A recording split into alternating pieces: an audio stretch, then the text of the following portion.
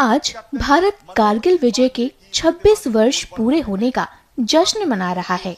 इस साल I am Maesturias creating this video to show you the celebration of Kargil Vijay Diwas 2025.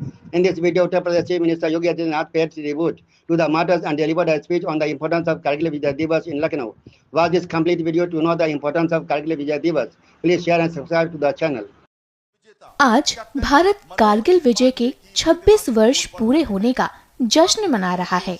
इस साल पूरा देश 26वां कारगिल विजय दिवस मनाने के लिए एकजुट है। यह दिन भारत के इतिहास में गौरव की किरण की तरह चमकता है।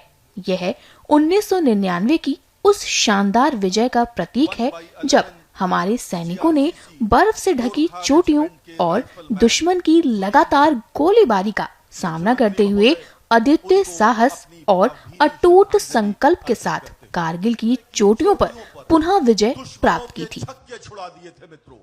वहीं अब लखनऊ में उत्तर प्रदेश के मुख्यमंत्री योगी आदित्यनाथ कारगिल विजय दिवस 2025 की 26वीं वर्षगांठ के अवसर पर आयोजित कार्यक्रम में शामिल हुए, जहां उन्होंने शहीदों को श्रद्धांजलि अर्पित की। सुनिए उन्होंने इस अवसर पर क्या कुछ कहा।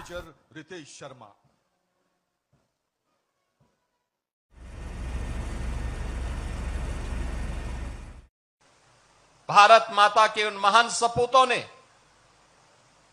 वीर सैनिकों ने जब भी भारत के आन मान और शान के खिलाफ किसी दुश्मन ने दुस्साहस किया, उस दुश्मन का मुंहतोड़ जवाब देने के लिए भारत के वीर सैनिकों ने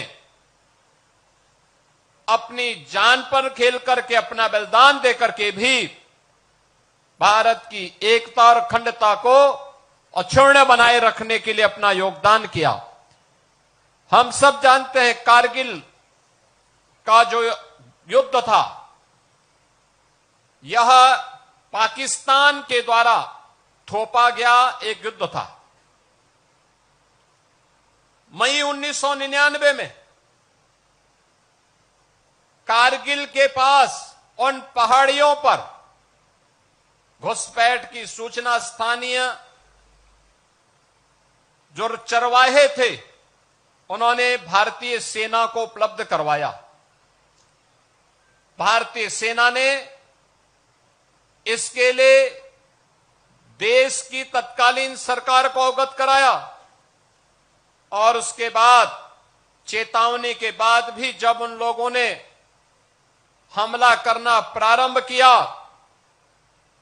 तो उनकी गलतफहमी को दूर करने के लिए ऑपरेशन विजय के नाम पर सरदेव प्रधानमंत्री से अटल बिहारी वाजपेयी जी ने 1999 में जिस अभियान को आगे बढ़ाया था, उसकी आज ही घोषणा हुई थी। 26 जुलाई 1999 को सरदेव वाजपेयी जी ने कारगिल विजय की घोषणा करके पाकिस्तान पर एक बड़ी विजय प्राप्त करके दुनिया को चौंकाया था। क्योंकि कारगिल सामरिक दृष्टि से एक अत्यंत चुनौतीपूर्ण क्षेत्र था, जहां पर दिन में भी टेम्परेचर -50 से भी नीचे रहता है।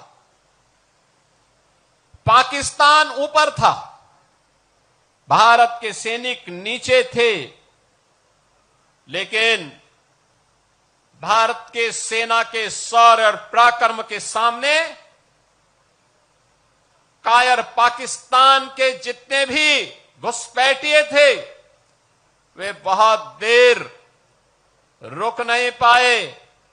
उस समय पाकिस्तान के राष्ट्रपति परवेज मुशर्रफ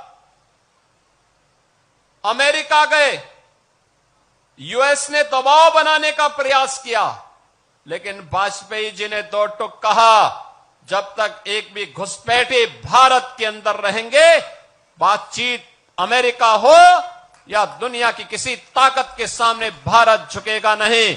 दुश्मन को भारत की धरती से बाहर करके रहेगा और जो नहीं जाएगा वो मारा जाएगा।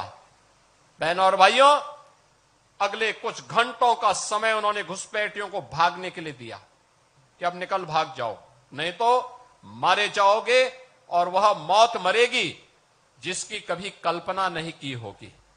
और अंततः पाकिस्तान को आत्मसमर्पण करना पड़ा।